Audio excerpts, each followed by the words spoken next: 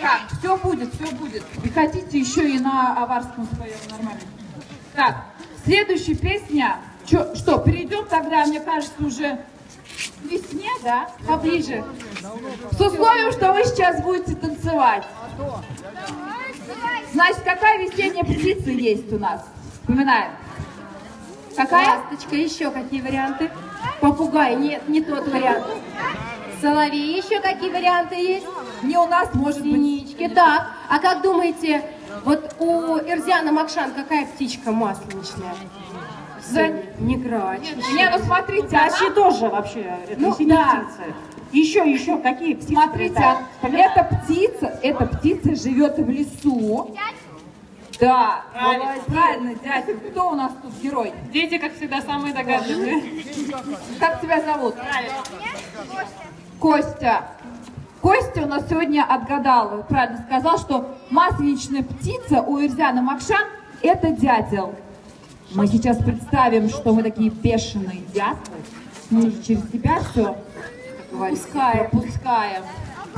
Так, начнем мы сейчас с разбегу, а потом звукорежиссера попросим сразу же, как только мы закончим, включить трек номер 9. Ай, шек-шата, не снюрки, не полоти, не снюрки, не полоти, удавайся по нозе, половинец керозе, шушу принебьет озе, лифта на рузе, он тебе как душе, писанки нельзя, шиша.